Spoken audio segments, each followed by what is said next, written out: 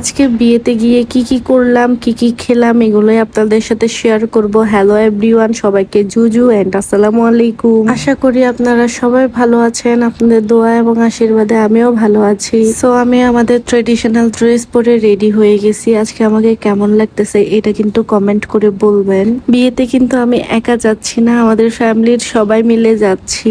ফ্যামিলির সবাই রেডি হয়ে আমরা এই যে রওনা দিয়ে দিছি বিয়ে বাড়িতে। এরপরে আমার মা আর বাবা গিফট কিনতে চলে যায়, আর এদিকে আমি কিছু ভিডিও করব তাই আমার কাজিনকে নিয়ে আগে আগে হেঁটে হেঁটে যাচ্ছিলাম। ভাই বিশ্বাস করেন, এত দূরে জানলে আমি জীবনেও বিয়ে খেতে যেতাম না।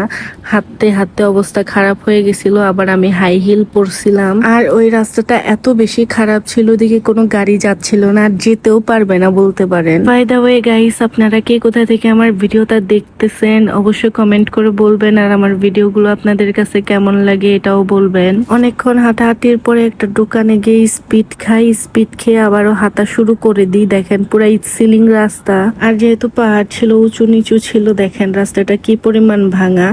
আমার মা, আমার কাজিন, আমার মামারা সবাই আগে আগে চলে গেছিল, ওদের পিছে পিছে আমি হাঁটতেছিলাম। এন্ড ফাইনালি বিয়ে বাড়িতে পৌঁছে যায়। ওখানে গিয়ে দেখি সবাই পিকচার তুলতেছে, আর নতুন বউ আর নতুন জামাইকে সবাই আশীর্বাদ করতেছে। আপনারাও সবাই দোয়া এবং আশীর্বাদ করবেন, তাদের নতুন পথ চলা যেন সুন্দর হয়। নতুন জামাই এবং নতুন বউকে অনেক সুন্দর মানাইছে, তাই না?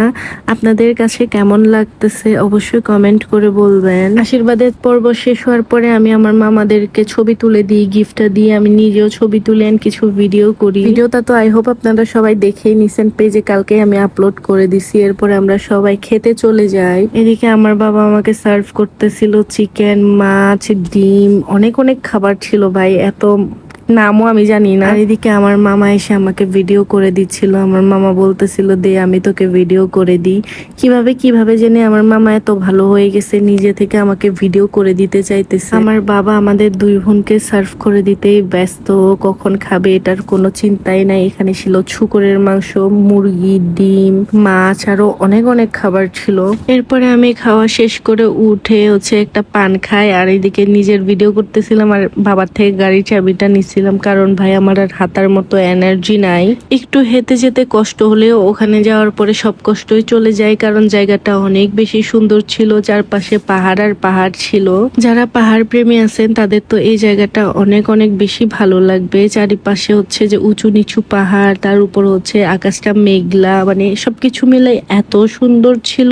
এরপর চলে আসার সময় চোখে পড়ে এই সুন্দর জায়গাটা। এটা মূলত ছবি আর ভিডিও করার জন্য বানানো হয়েছে আই থিঙ্ক এখানে। তারপর আমি একটা সুন্দর করে ভিডিও নিই, আর আমার অবস্থা দেখেন, মুখের ভিতরে পান ছিল, এটার কারণে একটু সুন্দরভাবে হাসতেও পারতেছিলাম না।